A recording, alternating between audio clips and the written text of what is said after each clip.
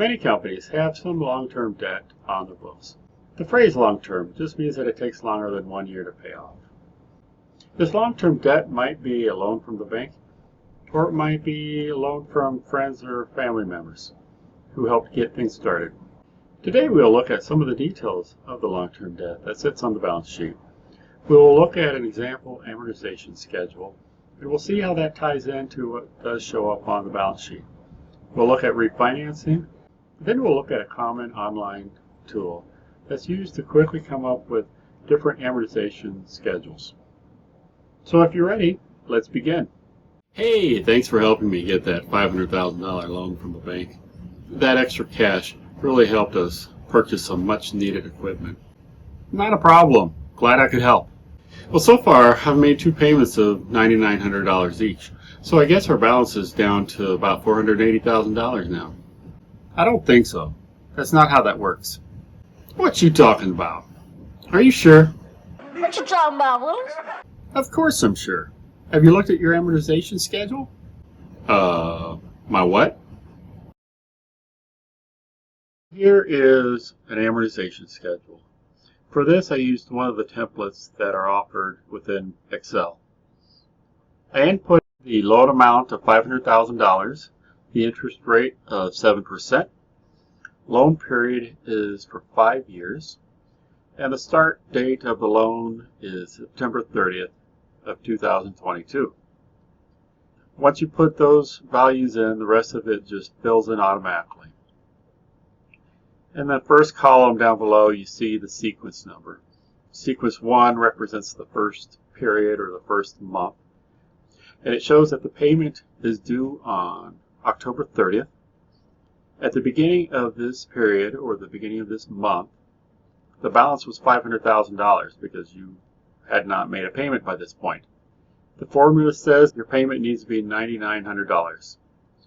Of that $9,900, part of that will go towards principal, part of that will go towards paying on the interest. And that's what these next 2 columns show. Of the $9,900, you will be paying down $6,984 of principal. And you can see as you go down that the portion of your payment that pays down the principal increases as you move forward. The next column is the interest. How much interest expense are you going to have for each month? And you can see that the values in that column pretty much go down as you move forward in time. And that last column there, ending balance, that is the amount that after that payment is made for that period, how much you should owe at that given point. If you look at December 30th of 2022, at the end of that period, your balance on your loan, instead of being at the $500,000 you started with, it should be at $478,925. If you look forward even further, you look at December 30th of 2023. By that point, if you're on track, your ending balance on the term note should be $390,000. That's the basics of how to read your amortization schedule. Take a look at the ending balance shown for December 2022. It is $478,925.75. This is the amount outstanding on the debt at this time. We should be able to see this amount on the balance sheet. Let's take a look. Here is the balance sheet. We'll make our way down to the debt section. Here you can see the $478,976. So you can see that these are linked. But wait, there's more. This next line seems to be subtracting some from it to get to a lower number. What's that all about? Well, if the report is following the normal GAAP rules, generally accepted accounting principles, it is splitting the total balance of $478 into the part that is due within the next 12 months and the part that is due further down the road. We can see on this balance sheet that the $88,000 is a portion due within the next 12 months. This portion is considered a current liability. On this report, the amount is being moved from here to here. The reason this is done is to better show to the readers of the reports how much of the company's liabilities are going to be due in the next year. The current liability section includes normal accounts payable stuff, plus the current portion of the long-term debt. If we go back to the amortization schedule, you can see where this short-term portion is. For calculating the short-term portion, we focus on the column that tells us how much principal is being paid down each month. As I mentioned earlier, short-term is the amount paid in the next 12 months. So we add up the principal payments for the next 12 payments. That will total the amount of the short-term portion. So now that you have a schedule and are following along the amortization schedule, what happens when you refinance the loan? This is pretty easy. For our example, we are going to assume that you were refinancing at the end of December of 23. At that time, the balance is $390,000. The interest rate was 7%. Your friendly banker tells you that you can refinance the loan for 5.5% now. You simply create a new amortization schedule.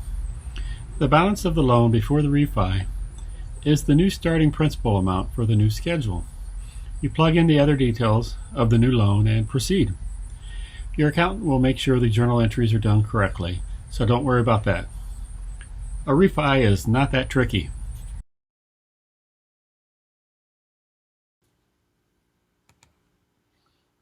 Up to this point, we have been using an amortization schedule in Excel. Many accounting and financial professionals use special software just to create these schedules. The advantage is that they can accommodate different scenarios easily. If you want to try out different assumptions, they will work with you. With Excel, however, it seems that you have to exert a lot of energy to make modifications. The site that I use for most of my amortization schedules is timevalue.com. The app is called T-Value. Here is a quick demo showing the setup of a loan. For this one, we use a starting date of December 21st of 2024, and we are borrowing $450,000. On the second line, we put some information about the payment streams. We are going to assume an interest rate of 5.5%. In this example, if we don't know the amount of the monthly payment, we put unknown in that box. Then we put how many payments there will be. For this 5-year loan, it is 60 monthly payments. Then hit the Calculate button in the top right. As the name indicates, it will calculate the unknown amount, which is the payment amount in this case. You could use this function to calculate the interest rate if you already knew the payment amounts. To see the resulting amortization schedule, click the Amortization button. And presto! You have a new amortization schedule. This site will allow you to export the results either to Microsoft Word for presentations or reports, or to Excel for further calculations. After this session, you should have a better understanding of how to read your amortization schedule and what's going on with your long-term debt. Did I miss any of your questions? Let me know in the comments section down below. If you haven't already, go ahead and subscribe and hit the like button. And hit the bell. Hitting the bell icon will let you know when new videos come out. With that said, thank you and have a good day. Que tengas un buen día.